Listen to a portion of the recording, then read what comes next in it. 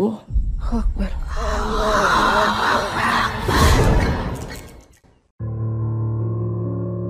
Assalamualaikum warahmatullahi wabarakatuh. Selamat datang kembali di channel cerita horor Bendy Story.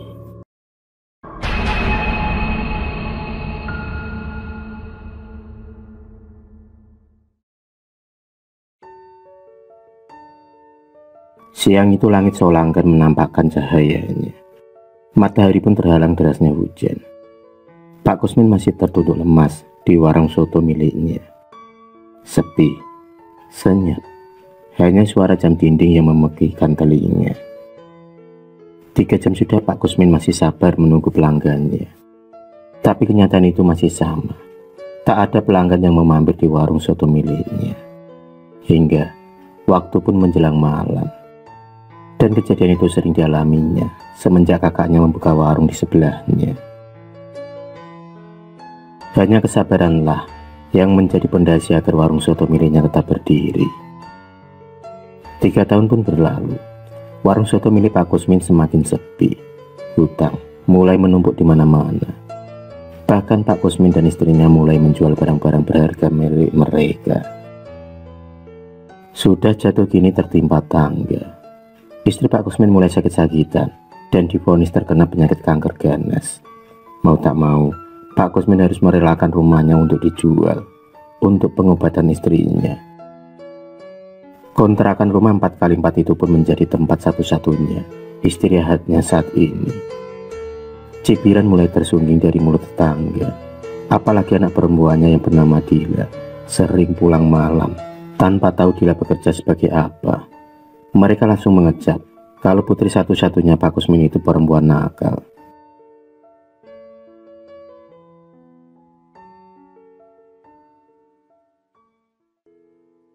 Pak Kusmin sendiri dilahirkan hanya 2 bersaudara, dia dan kakaknya. Tapi Pak Langit dan Bumi, Pak Kusmin memiliki sifat yang sangat berbeda dengan Pak Rusdi, keluarga satu-satunya yang dimilikinya saat ini. Pak Rusdi seolah acuh dengan kondisi adiknya saat ini. Sifat sombong yang dimilikinya sering dijadikan bahan untuk bisa mengolok-olok Pak Kusmin. Tahun pun berganti tahun. Kondisi Pak Kusmin semakin parah. Tak ada lagi orang yang mau menolongnya. Hingga tiba-tiba Pak Kusmin bermimpi didatangi oleh laki-laki tua berjenggot lengkap dengan kupluk usangnya. Di dalam mimpinya itu Pak Kusmin akan mempunyai harta melimpah asal mau menuruti kata-katanya.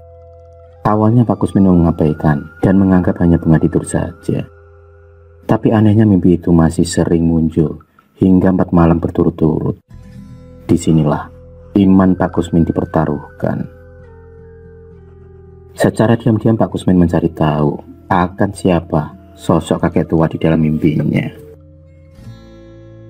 Dan entah bagaimana, tiba-tiba saja laki-laki yang bernama Mbah Sinto itu muncul di hadapan Pak Kusmin yang sedang kebingungan. Dan dengan sekejap, Pak Kusmin berada di gubuk tua di area hutan jati. Dengan asap menyan yang masih mengepul, Mbah Sinto seolah meniupkan sesuatu di area matanya. Hingga Pak Kusmin pun hanya menganggukkan kepalanya saat Mbah Sinto mengajukan persyaratan.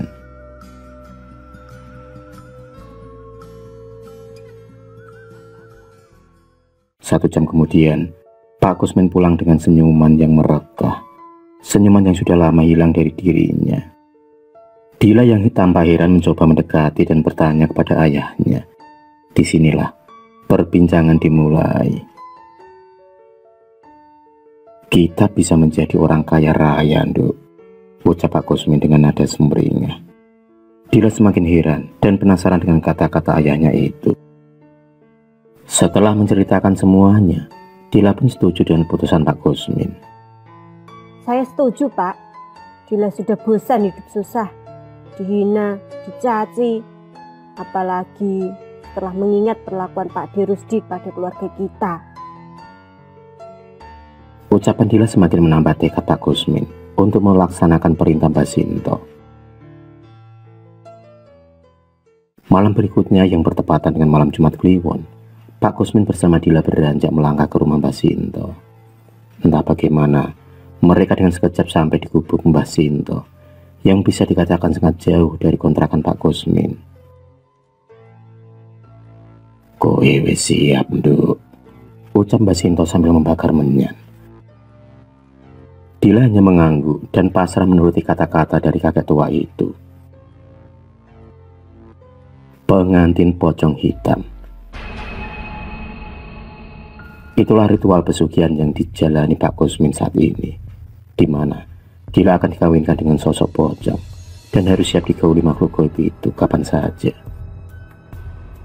Setelah persyaratan dilakukan, Dila disediakan kamar khusus, dan kamar itulah saksi dari semuanya. Gelap, tanpa ada cahaya sedikit pun, tapi Dila dapat menikmati sensasi malam pertamanya dengan suaminya.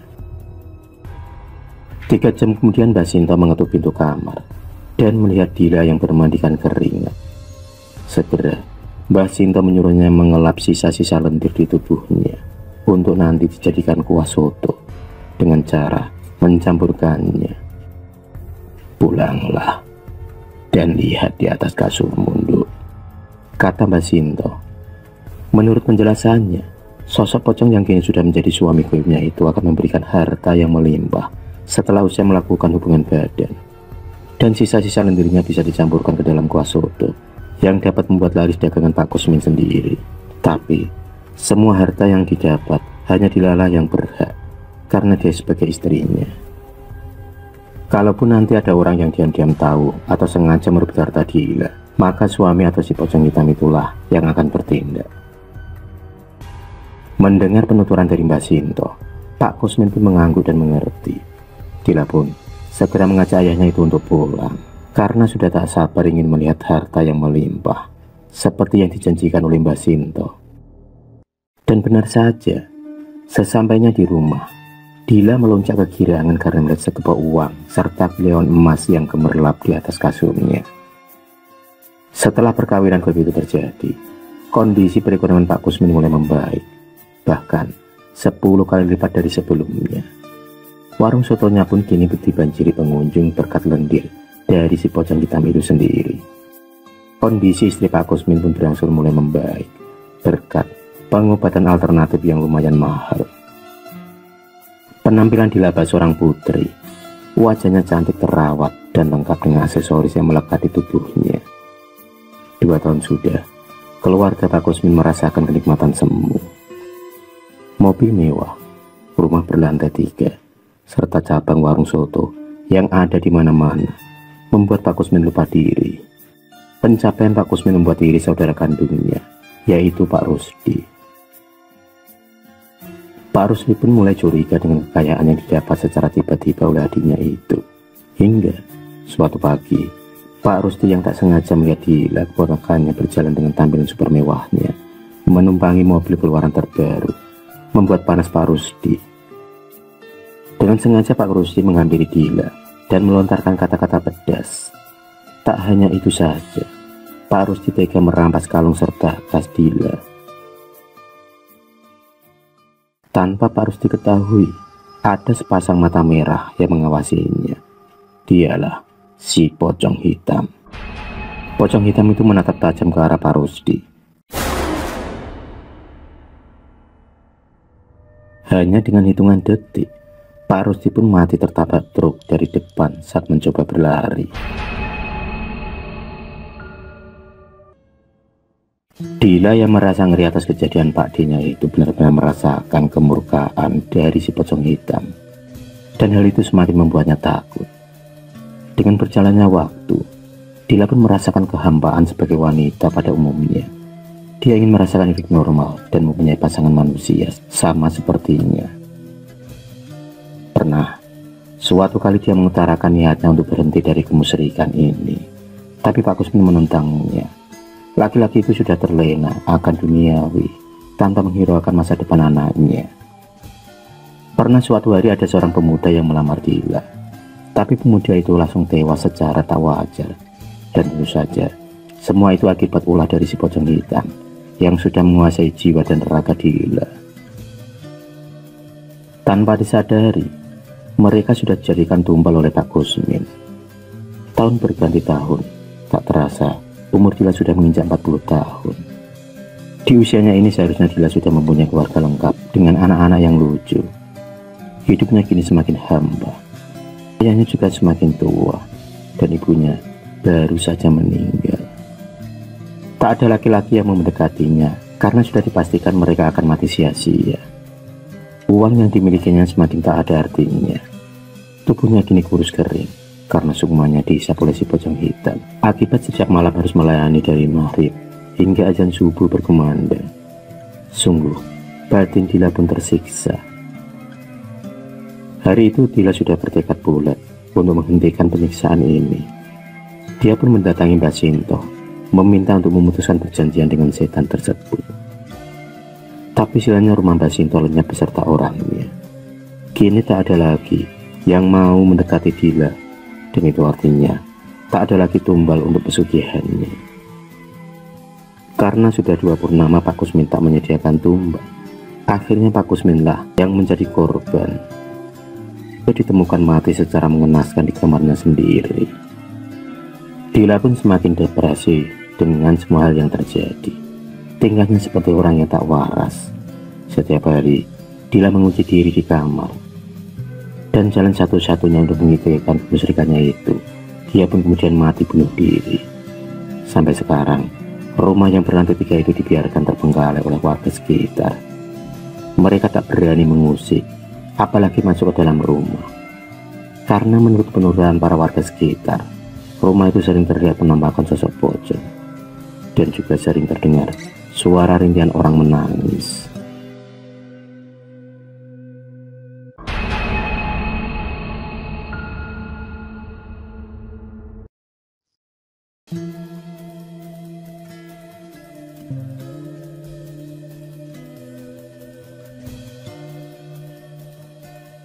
Tampak seorang laki-laki setengah tua yang duduk di atas kursi roda. Raut mukanya tampak sedih dan murung. Dia seperti menyimpan penyesalan yang dalam. Dialah Pak Hedi yang kini terguling lemas di atas kursi rodanya. Tubuhnya tampak kurus kering dan berkeriput. Tampak luka berada di sana sini di tubuhnya. Pak Hedi menderita suatu penyakit yang aneh dan misterius. Sesekali keluar air mata dan menetes di pipinya. Usut punya usut, dahulunya Pak Hedi adalah orang yang sangat kaya. Dia terkenal akan kekayaannya, dari mulai sawah yang berada di mana-mana. Orang memanggilnya Bos Juragan. Entah dari mana kekayaan Pak Hedi. Yang jelas, dia adalah salah satu orang terkaya di tempatnya. Para warga pun tidak tahu dari mana asal kekayaannya, karena memang dari awal Pak Hedi datang ke desa itu dalam keadaan kaya. Tapi yang bikin aneh, kekayaan Pak Hedi semakin bertambah dalam waktu yang singkat. Kekayaannya semakin melimpah dalam waktu yang sangat cepat, seperti tak putus-putusnya. Hingga Pak Hedi pun punya rumah di mana-mana dan usaha di mana-mana.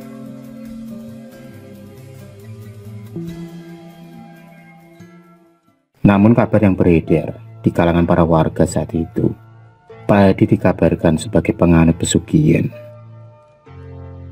Makanya tak heran jika kekayaannya melimpah ruah dalam waktu yang sangat singkat. Para warga pun mulai tampak curiga kepada Pak Hedi yang tiba-tiba bangkrut dan menderita penyakit yang aneh dan misterius. Penyakit yang menggerogoti tubuhnya dan juga kematian-kematian dari anggota keluarganya. Kematian-kematian yang beruntun yang terjadi pada keluarganya, dan dimulai dari anak-anaknya dan beberapa pembantu yang bekerja di rumahnya. Banyak hal-hal janggal yang terjadi di rumahnya. Ada beberapa pembantu yang tak kuat ikut bekerja di rumah Pak Hedi, dan mereka memilih untuk keluar dari kerjaan di rumah Pak Hedi. Dari situlah mulai terdengar santer kabar berita bahwa Pak Hedi selama ini memang memuja pesugihan untuk mendapatkan kekayaan yang selama ini ia dapatkan dan nikmati. Kekayaan yang berlimpah ruah, namun sangat misterius dari mana asal kekayaan tersebut.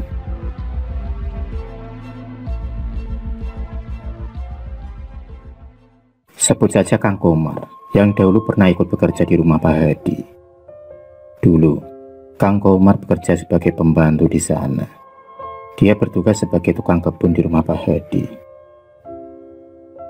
5 tahun sudah Kang Komar ikut bekerja di rumah Pak Hadi.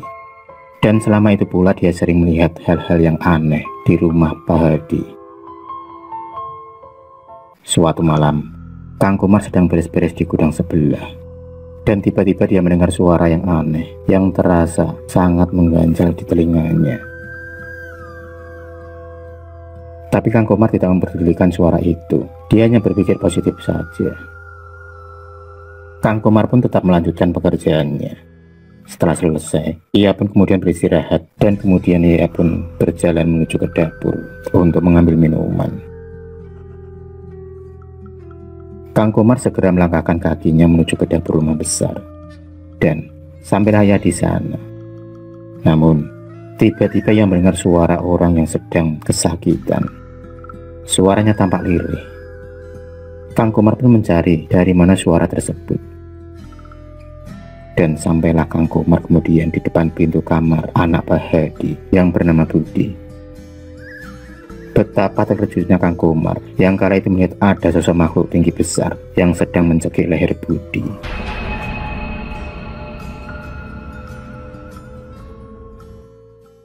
Keringat dingin pun mulai bercucuran di tubuh Kang Komar. Tubuhnya sendiri terasa menggigil. Kang Komar hanya bisa tertegun dan tak bisa berbicara karena dia melihat sebuah pemandangan yang membuat bergidik ngeri. Tiba-tiba makhluk tersebut pun menghilang dari pandangan Kang Komar.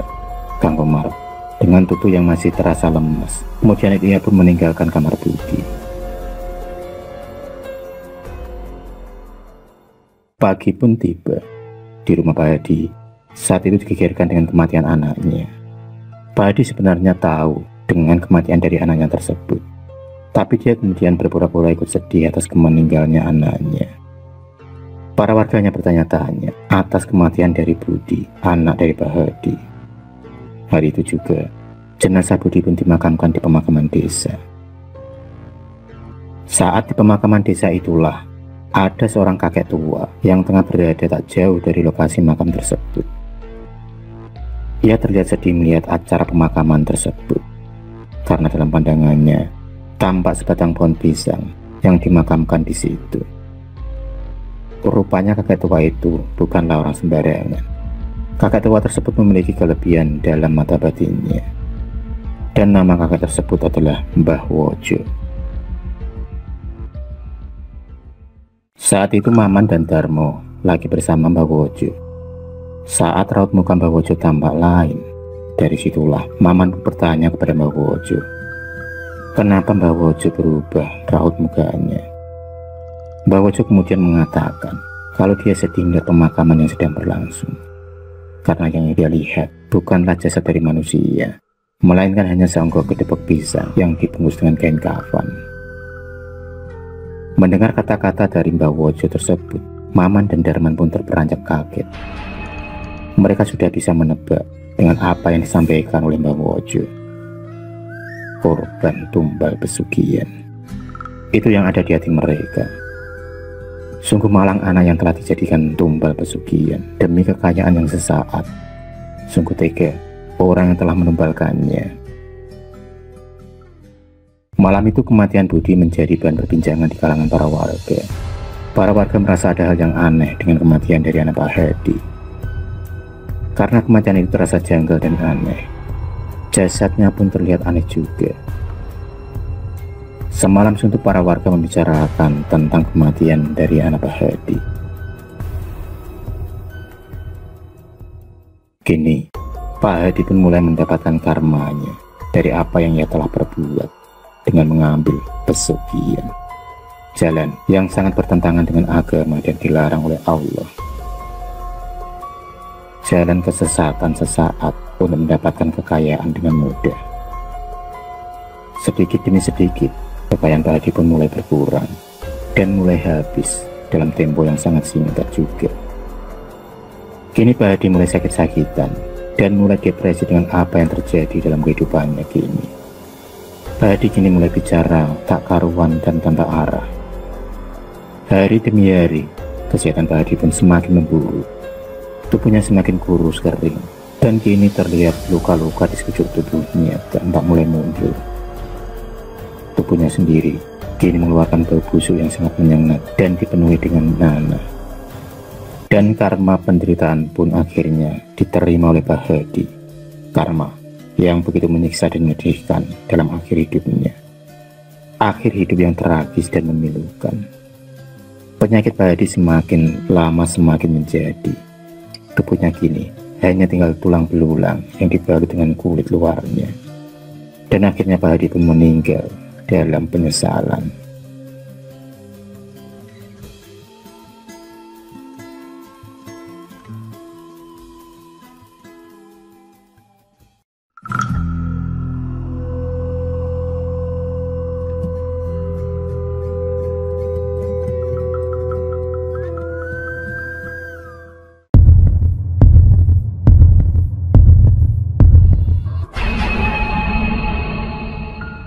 Terima kasih sudah menonton video cerita bergambar ini.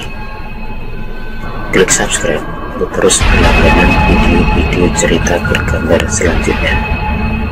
Semangat berkarya.